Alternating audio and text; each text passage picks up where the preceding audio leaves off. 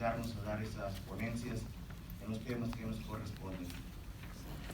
Miren ustedes, el tema que me toca o que se me asignó es un tema muy interesante, pero sobre todo quisiera que me pusieran atención, porque en este foro y en este recinto habré de justificar la razón de mi dicho con pruebas, pero sobre todo decirles a ustedes que es importante que el legislador, como operador jurídico del derecho en la creación de la norma, se le ha olvidado muchas veces el papel de filosofar, se le ha olvidado también un poco el papel de analizar la realidad social, porque el hacer leyes, aún en comisiones, aunque se elaboran, se estudian, las mismas tienen que tener una precisión exacta de lo que se busca y se alcanza según sea la reforma, ya sea a nivel constitucional o leyes secundarias. En este sentido, quiero decirles que esta reforma que se dio el 1 de mayo de este año resulta un parteaguas en la historia legislativa en el derecho burocrático. Le agradezco a mi antecesor en la ponencia porque ya me ahorró la cuestión histórica, pero sin duda alguna tengo que tocar un punto muy importante dentro de este análisis. Antes que nada, nosotros como mexicanos, nuestro mandamiento supremo es el primer ordenamiento jurídico en el mundo donde se depositan los derechos sociales de los trabajadores. Aparentemente, o podemos decir que el derecho burocrático es reciente, aunque data ya a nivel constitucional de 1960, en su ley reglamentaria de 1963. Pero fíjense ustedes que ese gran trabajo histórico que hicieron los fundadores del sindicalismo burocrático en el Estatuto Jurídico de los Trabajadores, hay un artículo muy especial, que es el artículo 55, porque en el derecho burocrático, al momento de fundarse los sindicatos, los trabajadores, de forma personalísima, libre y voluntaria, se organizaron para constituir esos sindicatos y en lo sucesivo elegir a sus representaciones sindicales. Y fíjense que muchos de la redacción de ese estatuto actualmente se conservan. Es decir, ya han pasado muchos años en los cuales quizás habría que hacer una reforma estructural de toda la ley burocrática. El Poder Judicial de la Federación ha manifestado en diferentes momentos, en jurisprudencias, la inconstitucionalidad de muchos de esos artículos, por lo que es necesario reformar prácticamente la ley o hacer una nueva ley, actualizarla a los tiempos de la gran reforma constitucional del año 2011, que son los derechos humanos. Ese es el gran parteaguas histórico vigente en materia constitucional, donde las leyes secundarias deben de observar su estructura jurídica, porque son los derechos humanos, a partir de ese momento, la estructura y columna vertebral del sistema jurídico mexicano, y debe ser protegido para nunca más cambiar el texto que hizo el legislador.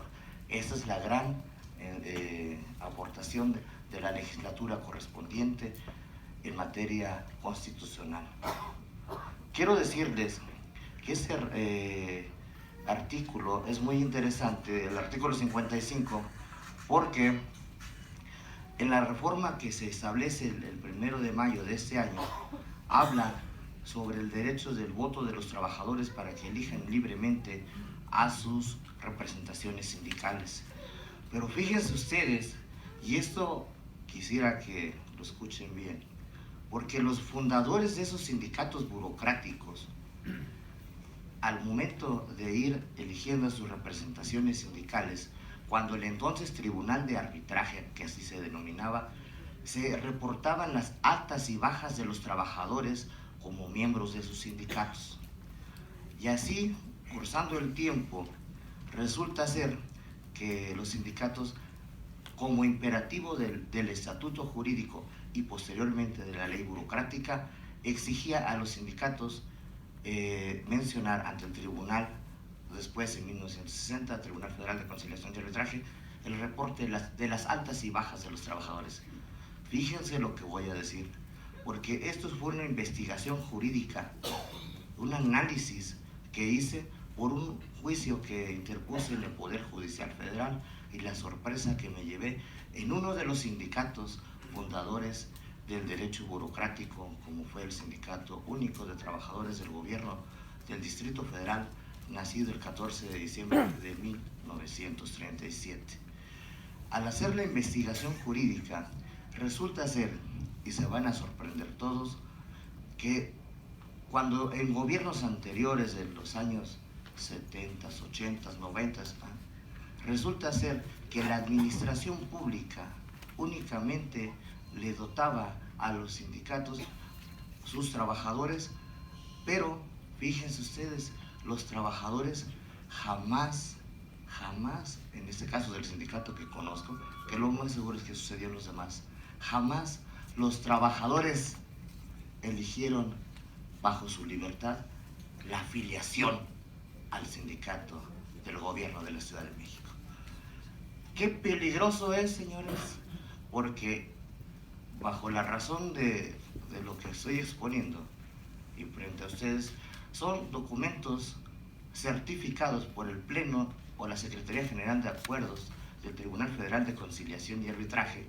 Y fíjense ustedes que en el año 2010, derivado de un proceso electoral interno sindical, nos encontramos que en una de las secciones sindicales, para participar, pues habría que saber quiénes iban a poder votar y ser votados dentro de la sección de referencia. En ese sentido, me encuentro que el tribunal nos va diciendo que no existen altas ni bajas de trabajadores reportadas en esa sección sindical, ni tampoco existen padrones registrados ante el tribunal. Qué peligroso es lo que estoy mencionando. ¿Por qué razón? Vamos a la cuarta transformación. Si vamos a la cuarta transformación, seamos cuidadosos legislativamente hablando de lo que se está haciendo en la norma jurídica, porque posteriormente, cuando me toque el segundo tema, habré de decir por qué esto que estoy mencionando. En estas condiciones me voy encontrando, amigas y amigos, que el sindicato de referencia, en la sección que se estudió, no se encontraba las altas ni bajas de los trabajadores, ni tampoco padrones registrados. Eso estoy hablando en el año 2010, recientemente. Acto seguido me voy encontrando que si eso sucedió en una sección sindical, quería yo saber qué pasaba con las demás secciones sindicales. Y nos vamos encontrando que la Secretaría General de Acuerdos del propio tribunal me está indicando que para el 30 de junio del 2010, el Sindicato Único de Trabajadores del Gobierno del Distrito Federal, teniendo 40 secciones sindicales, no reporta las altas de los trabajadores como miembros de la organización. ¿Dónde están los trabajadores afiliados? ¿Dónde está la libertad sindical? ¿Dónde está el que los trabajadores elijan su libre afiliación? Esa exposición es para hacer un análisis, una reflexión, no es para ofender a nadie ni atacar a nadie. Simplemente es para que vean el parteaguas de la gran reforma que hoy se da y el pasado, porque es un pasado próximo, pero fundado desde 1938 con el Estatuto Jurídico.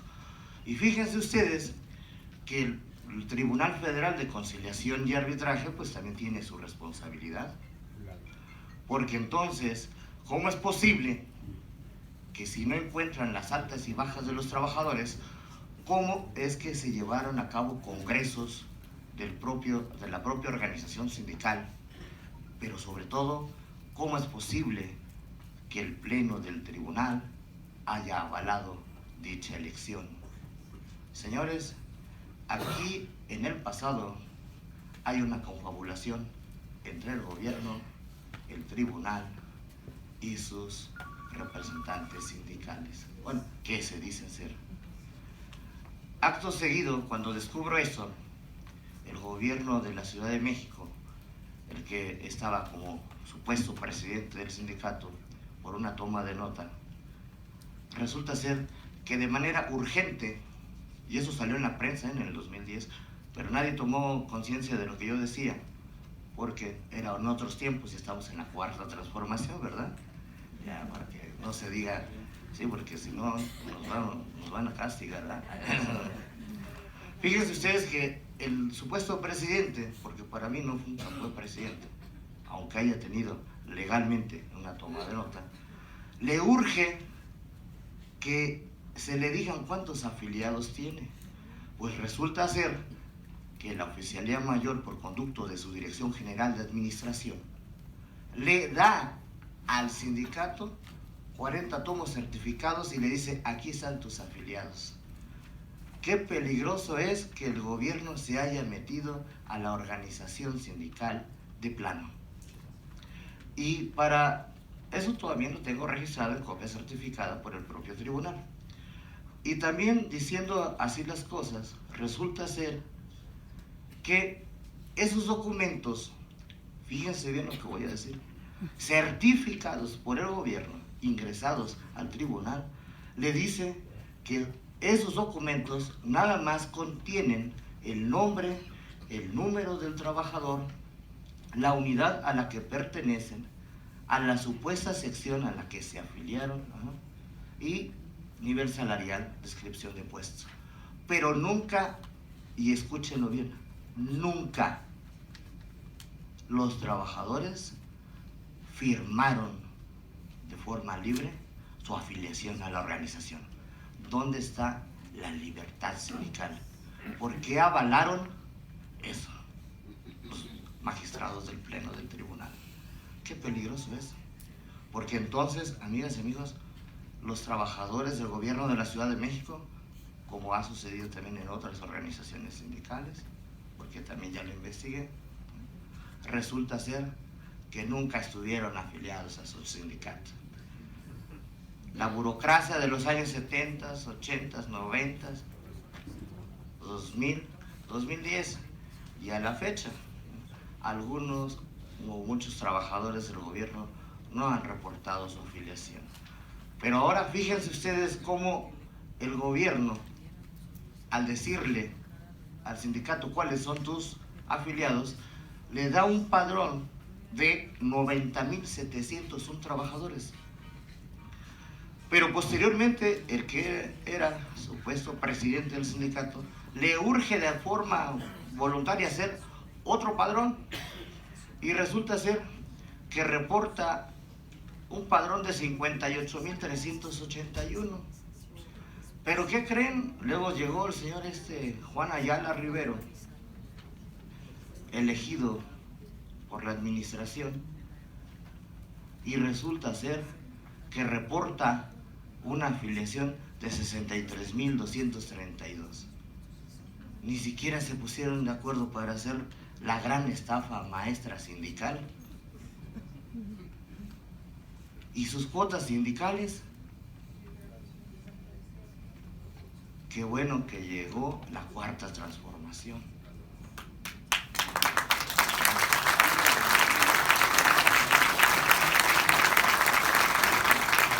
Miren, esto que se está diciendo está acreditado y obra en los archivos del propio tribunal.